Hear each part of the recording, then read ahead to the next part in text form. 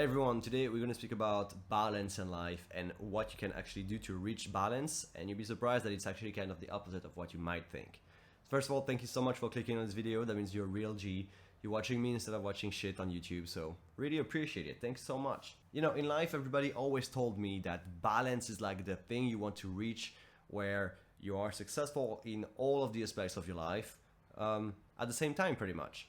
And I figured that was a good idea until pretty recently when I figured out a few things.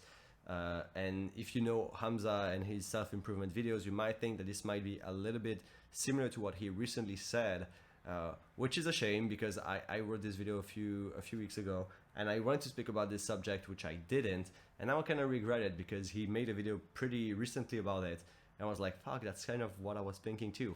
Well, I guess if I'm thinking the same thing as Hamza, it's a good thing for me. It means I have pretty good ideas too, in my opinion.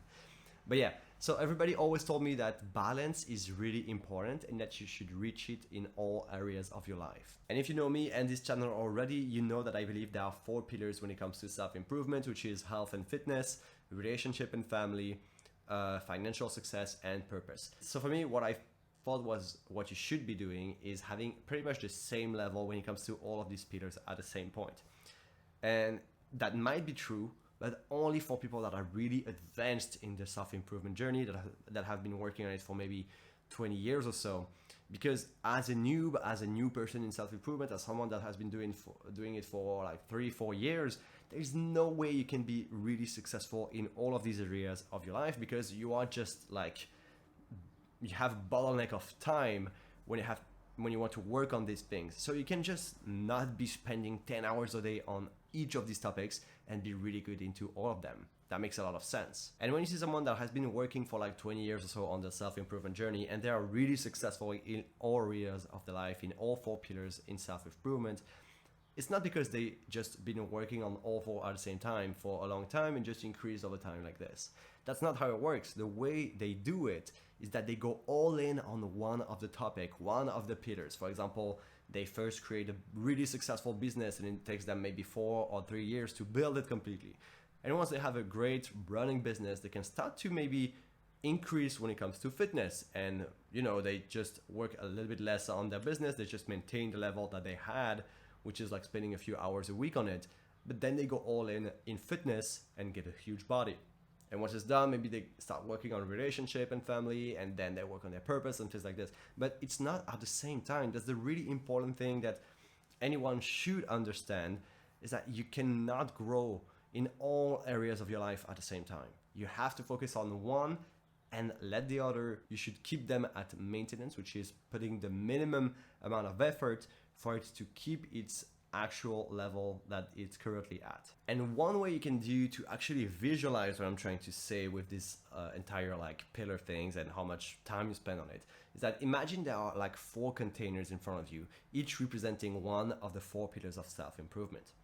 Now with you have one bottle of water that has 100%, like it's filled up to 100%, and you can spend these percentages into each of the containers.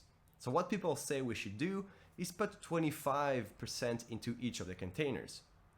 But then each of the containers is only filled up with 25%. It can be much higher, but it's not.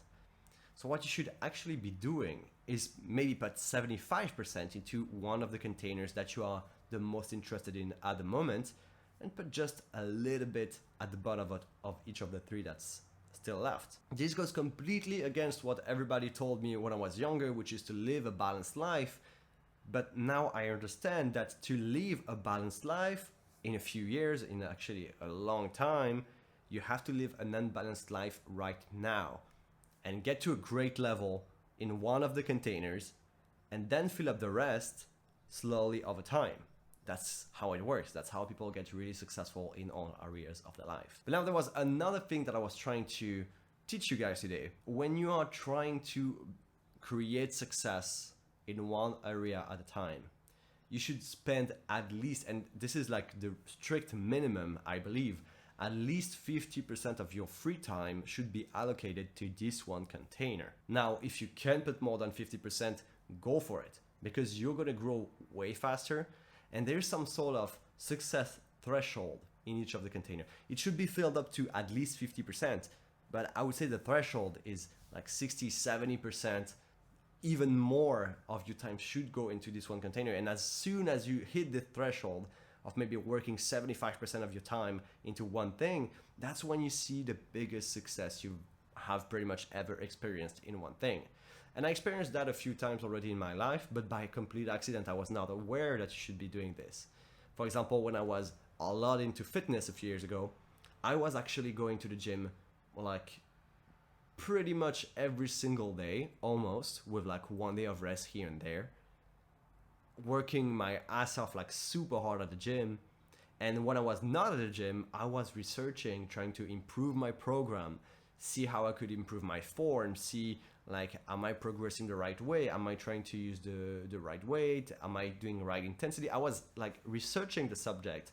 Even when I was not at the gym, I was really spending like maybe 75% or more of my time just thinking about like working out and like my fitness journey. And this is when I saw the biggest increase in like muscle mass, confidence, strength, all of these things. Like they really increased so much because I was putting so much, not only time, but also effort into it. You know, you can be working out for maybe 2 hours a day, and then the rest of the time you might think that you can do something else. But no, I was researching, trying to improve, and then my workouts were actually getting better because of this. And I increased like crazy. I gained like 12 kilos. I was 63 kilos. I ended up at 75 kilograms in around not even 6 months. I gained so much weight so fast. I was not fat at all. And like this was the best shape I ever got, ever in my life. And this is because I was going pretty much all in on this one thing. And the rest was keeping it at maintenance. I was not really working on business at all. Like, so I didn't really have to maintain anything pretty much. My relationship, I was just seeing my girlfriend from time to time, seeing my parents from time to time, but not more. And like, by doing this, by living an unbalanced life, I actually got really good at working out. And now I can maintain it, work out less often, and build a business on the side and really work on just my business right now. And I just wanted to put a little warning at the end of this video, because I really believe that we might see this and be like, okay, I need to go all in and just spend 100% of your time doing something. Now you should remind yourself that the most crucial way for you to do this and still be happy, because it's one of the factors, of course, that you have to keep in mind. In order for you to stay happy and doing this thing, you should maintain the other pillars at a really low level and at least put a few hours into them per week.